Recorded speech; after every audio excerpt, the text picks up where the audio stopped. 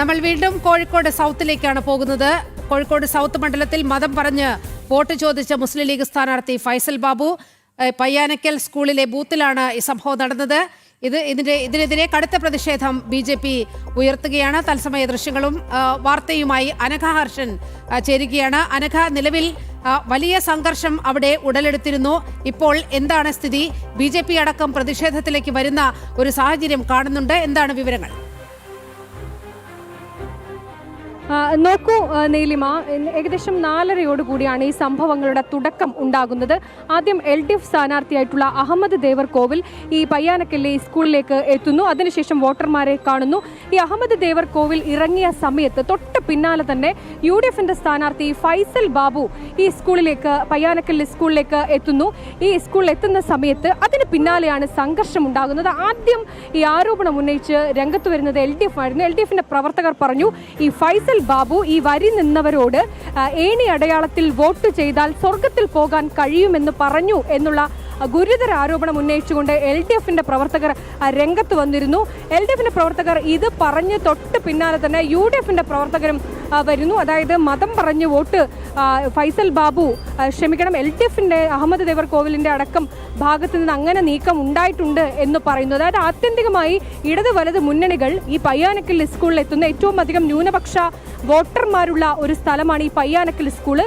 ഈ സ്കൂളിലേക്ക് ഇരു മുന്നണികളുടെയും UDFന്റെയും LDFന്റെയും സ്ഥാനാർത്ഥികൾ അഹമ്മദ് ദേവർകോവിലും അതുപോലെ തന്നെ ഫൈസൽ ബാബുവും എത്തുന്നു. ഈ ഫൈസൽ ബാബു എത്തിയതിന് ശേഷം ഇയാൾ ഏണി അടയാളത്തിൽ വോട്ട് ചെയ്താൽ സ്വർഗത്തിൽ പോകാമെന്ന് പറയുന്നു എന്നൊരാൾ LDF പറയുന്നു. മാത്രമല്ല ഫൈസൽ ബാബു നേരത്തെ ഇങ്ങനെ ഒരു പ്രസംഗം നടത്തിയിട്ടുണ്ട്. ഈ പ്രസംഗത്തെക്കുറിച്ചും ആ വരിയിൽ നിന്ന് ഒരാൾ ഈ പ്രസംഗത്തെക്കുറിച്ച് ചോദിക്കുകയും ചെയ്തിട്ടുണ്ട് എന്നാണ് മനസ്സിലാക്കുന്നത്. അങ്ങനെ ഇടത് വലത് മുന്നണികൾ മതം പറഞ്ഞു വോട്ട് പിടിക്കുന്ന സാഹചര്യമാണ് പയ്യാനക്കലിലെ ഈ സ്കൂളിൽ ഉണ്ടായിരിക്കുന്നത്. അതിനുശേഷം വലിയ സംഘർഷമാണ് പ്രദേശത്ത് ഉണ്ടായത്. പോലീസ് ഈ സ്കൂളിനകത്തുണ്ടായിരുന്ന ആളുകളോട് ഒഴിഞ്ഞു മാറാൻ പറയുന്നു. പക്ഷേ പലരും ഒഴിഞ്ഞു മാറാതെ ഉള്ളിൽ വീണ്ടും സംഘർഷമുണ്ടാകുന്ന സാഹചര്യം ഉണ്ടാകുന്നു. അതിനുശേഷം ഈ പ്രവർത്തകരെ പോലീസ് ലാത്തി വീശി ഇവിടെ നിന്ന് മാറ്റുന്നു. പിന്നീട് ഈ ഗേറ്റ് പൂട്ടുന്നു.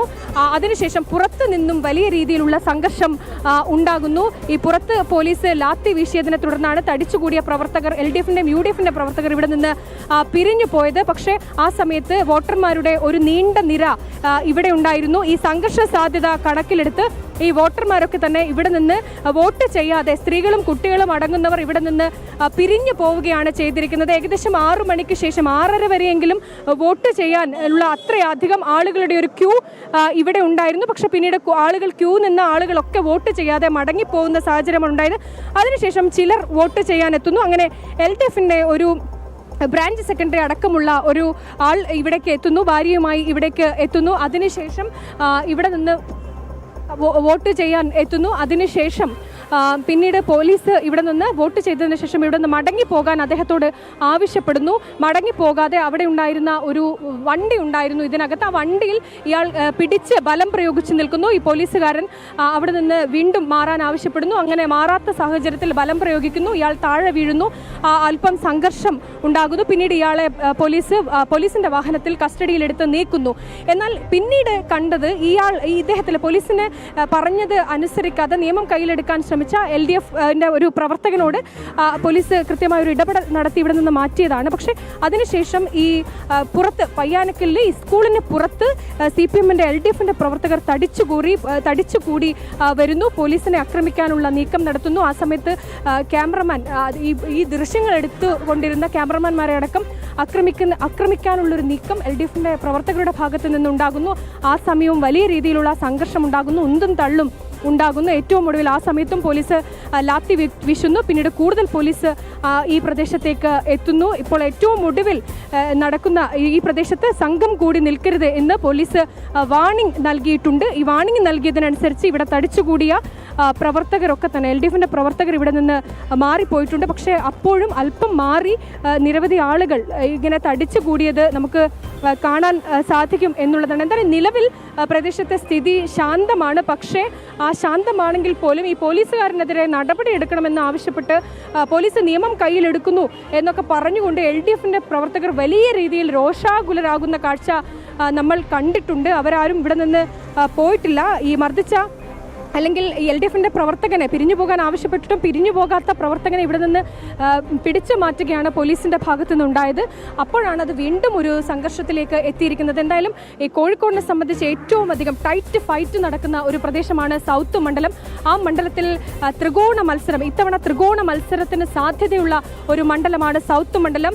NDA സ്ഥാനാർത്ഥി T റനീഷാണ്, LDF-ന്റെ സ്ഥാനാർത്ഥി അഹമ്മദ് ദേവർകോവിലാണ്, അതുപോലെ UDF-ന്റെ സ്ഥാനാർത്ഥി ഫൈസൽ ബാബുവാണ്. ഈ മൂന്ന് പേരും കൃത്യമായി ഒരു ത്രികോണ മത്സരം നടക്കുന്ന സാധ്യതയാണ്. പ്രത്യേകിച്ച് റനീഷ് ഒരു അട്ടിമറി വിജയം ഇവിടെ BJP-ക്കൊരു ചരിത്ര താമര ഈ പയ്യാനക്കലിൽ ഈ കോഴിക്കോട് സൗത്ത് മണ്ഡലത്തിൽ വിരിയുമെന്ന് പ്രതീക്ഷിക്കുന്ന ഒരു സംഭവം കൂടിയുണ്ട്. അതുകൊണ്ട് അത്ര ആ രീതിയിൽ അതാണ് ഏറെ പ്രധാനപ്പെട്ട ഒരു കാര്യം എന്ന് പറയുന്നത്. ഈ റനീഷിന്റെ സ്ഥാനാർത്ഥിത്വവുമായി ബന്ധപ്പെട്ട് അദ്ദേഹത്തിന്റെ പ്രചാരണ പ്രവർത്തനങ്ങളിലൊക്കെ വന്നപ്പോൾ ഉയർന്നു വന്ന ചില പോയിന്റ്സ് ഉണ്ട്. അതിലൊന്നാണ് മുസ്ലിം വോട്ട് ബാങ്കുകളിലേക്ക് കൂടി റനീഷിന് കടന്നു കയറാൻ ചെല്ലുന്നു എന്ന് പറയുന്ന വലിയൊരു ആത്മവിശ്വാസം. അതൊക്കെ അവിടെ വളരെ കൃത്യമായി പ്രകടമായിരുന്നു NDA സംബന്ധിച്ചിടത്തോളം.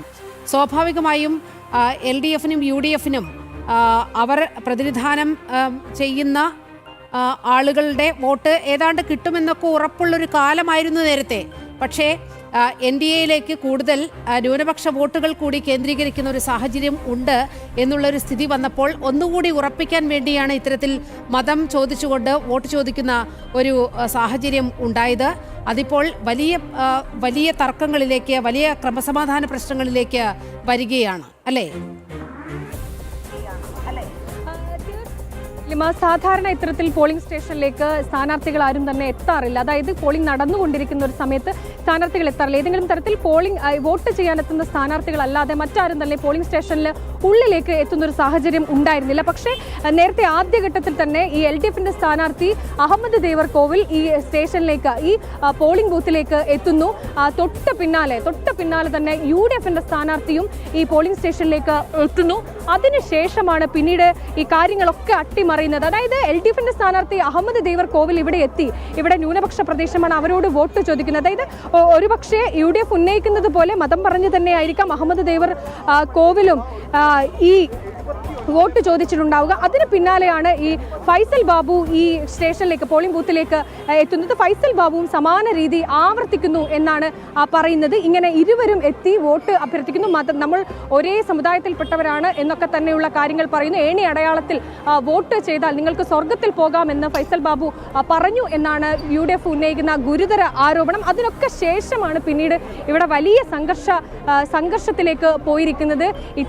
ഇത്ര നേരം രാവിലെ മുതൽ വൈകുന്നേരം വരെ ശാന്തമായിരുന്ന ഒരു അന്തരീക്ഷമായിരുന്നു കോഴിക്കോട്. മറ്റ് തർക്കങ്ങളോ പ്രശ്നങ്ങളോ ഒന്നും ഉണ്ടായിരുന്നില്ല. പക്ഷേ അതിനുശേഷം 4 മണിക്ക് ശേഷം കാര്യങ്ങളൊക്കെ തലകീഴായി മറയുന്നതാണ് ഉണ്ടായിരിക്കുന്നത്. വലിയ സംഘർഷം ഈ പോളിംഗ് സ്റ്റേഷനിൽ ഉണ്ടാകുന്നു. ഈ സംഘർഷത്തെ തുടർന്ന് വോട്ട് ചെയ്യാനെത്തിയവർ വോട്ട് ചെയ്യാതെ മടങ്ങി പോകുന്ന കാഴ്ച നമ്മൾ നേരത്തെ വന്നപ്പോൾ നമ്മൾ ആദ്യം തന്നെ ദൃശ്യങ്ങളിൽ കാണിച്ചതാണ്. ഒരു നീണ്ട നിര, ഈ ഗേറ്റിന് വെളിയിലേക്ക് പോലും നീളാവുന്ന ഒരു വലിയ നിരയായിരുന്നു ഇവിടെ ഉണ്ടായിരുന്ന. 7 ബൂത്തുകൾ ഈ സ്റ്റേഷനകത്ത്, ഈ പോളിംഗ് ബൂത്തിലുണ്ട്. അങ്ങനെ 7 ബൂത്തിലും വലിയ നിര ഉണ്ടായിരുന്നു. പക്ഷേ ഈ സംഘർഷമുണ്ടായ ഉടൻ ഇവിടെ നിന്ന് ആളുകൾ വോട്ട് ചെയ്യാതെ മടങ്ങി. സ്ത്രീകളും കുട്ടികളുമായിരുന്നു ഏറ്റവും അധികം ഇവിടെ ഉണ്ടായിരുന്നത്. അവരാണ് ഈ സംഘർഷമുണ്ടായതോടെ മടങ്ങി. അങ്ങനെ വോട്ട് ചെയ്യാനെത്തിയവർക്ക് വോട്ട് ചെയ്യാൻ കഴിയാത്തൊരു സാഹചര്യം ഇവിടെ ഉണ്ടായിട്ടുണ്ട്. എന്തായാലും ജനാധിപത്യ സമൂഹത്തിനൊട്ടും ഭൂഷണമല്ലാത്ത കാര്യങ്ങളാണ് നടന്നുകൊണ്ടിരിക്കുന്നത്. ഇടത് മുന്നണിയാണെങ്കിലും വലത് മുന്നണിയാണെങ്കിലും പരസ്പരം ഇത്തരത്തിൽ ആരോപണം ഉന്നയിക്കുകയാണ്. ഇപ്പോൾ നമുക്ക് ദൃശ്യങ്ങളിൽ കാണാൻ സാധിക്കുന്നത് പോലീസുകാർ ഇവിടെ നിന്ന് മടങ്ങിപ്പോകാനുള്ള ഒരു നീക്കം നടത്തുന്നുണ്ട് എന്നുള്ളതാണ്. അതായത് സ്ഥലത്തെ സ്ഥിതി നിയന്ത്രണ വിധേയമാണ് എന്ന് മനസ്സിലാക്കുന്നു. അതുകൊണ്ട് തന്നെ പോലീസുകാർ നേരത്തെ ഈ സംഘർഷമുണ്ടായ സമയത്ത് നിരവധി പോലീസുകാർ ഇങ്ങോട്ടേക്ക് എത്തിയിരുന്നു. അതിനുശേഷം ഇപ്പോൾ പോലീസുകാർ ഇവിടെ നിന്ന് മടങ്ങി പോവുകയാണ്. ഇവിടെ സംഘം ചേരരുത് എന്നടക്കമുള്ള നിർദ്ദേശം, വാണിംഗ് പോലീസുകാർ നൽകിയിട്ടുണ്ട്.